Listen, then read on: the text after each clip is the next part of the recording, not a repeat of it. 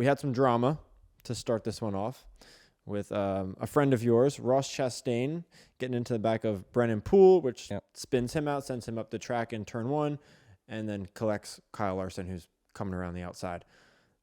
Both these guys had... Yeah. Did you... Yeah, I mean, I saw it.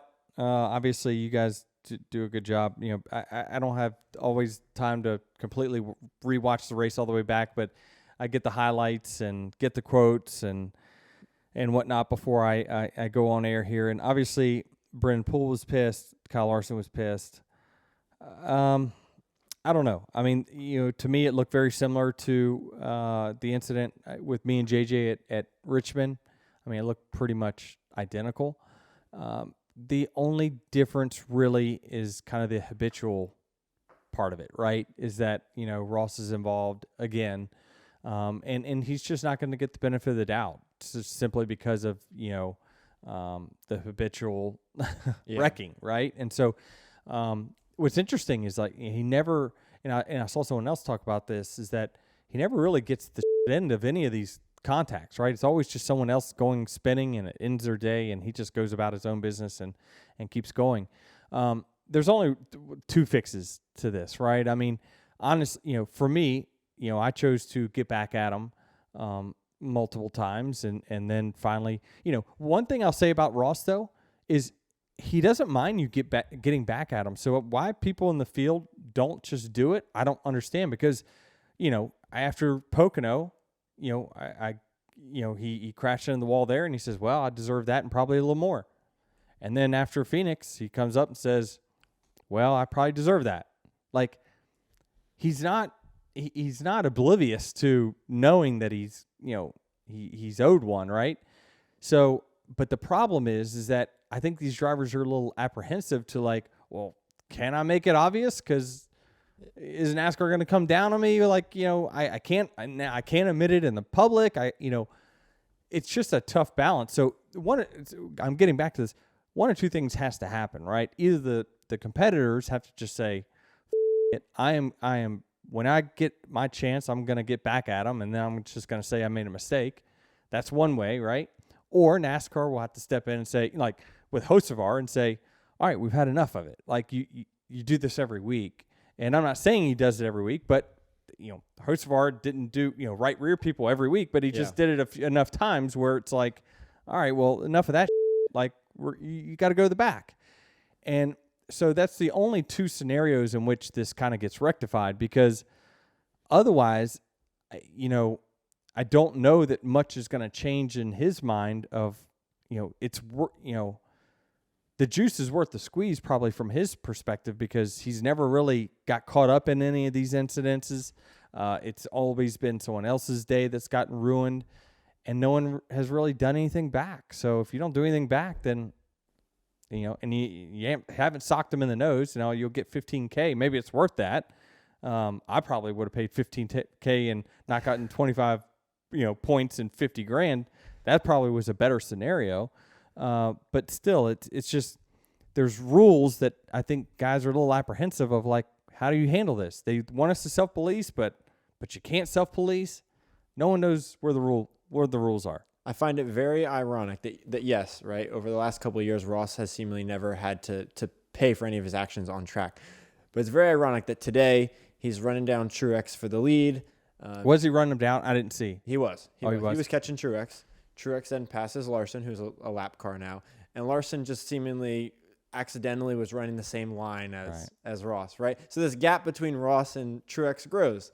But then 2 laps later, Truex hits lap traffic again, and Ross is just back on his bumper. So, like, that effect that Larson had in between that battle was nullified 2 laps later, because Ross was back to the same. Well, it wasn't nullified, right? Because Ross would have been there sooner, and maybe would have had time to work him over, right? So you just never know. He lost a couple laps in the... Yeah, and every lap's critical when it comes to trying to pass someone late in a run or whatever.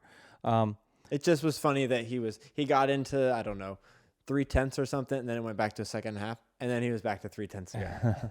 Interesting. Yeah, I need to go back and watch it for sure. But it's, you know, I thought that certainly those were the 3 best cars, it seemed like, through the day. I thought I had the best car early.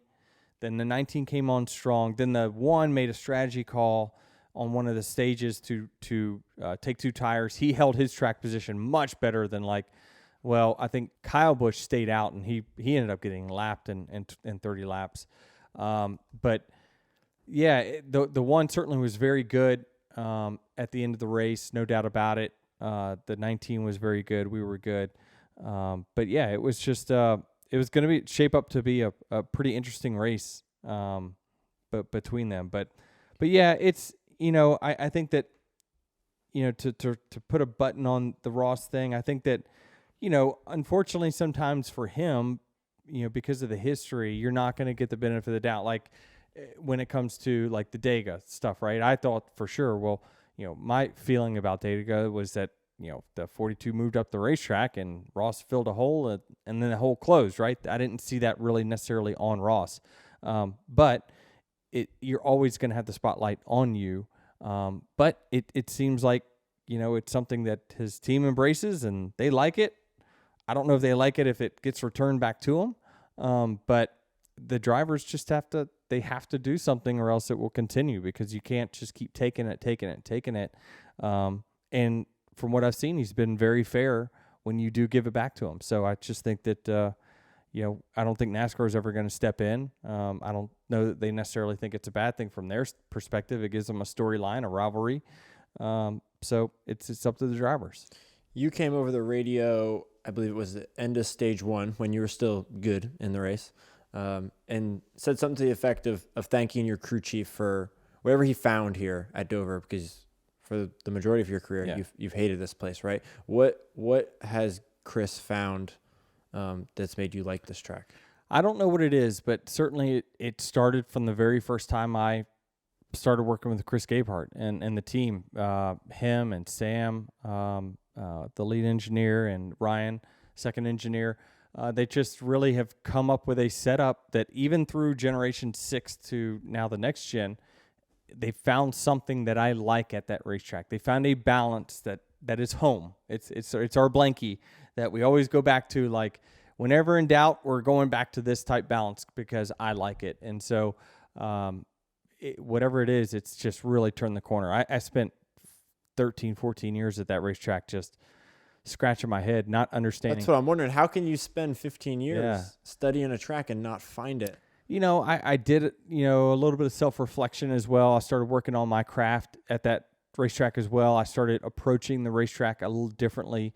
So what that meant was that I looked at film. I studied some of the best drivers at the racetrack, and I said, well, okay, if I have to drive it this way, I'm going to need something different out of my car. So team, work on making my car better here because I have to drive it differently and work around that. And so we just started working on getting the simulator and fine-tuning it. And so I did. It's one of, I don't know if I'm going to say it's one of my favorite tracks, but it's one that I really get excited to. And unfortunately, we only go there once a year now. But yeah, it's I appreciate how tough it is. It is definitely a physically tough track. I am worn the out right now. My back is killing me.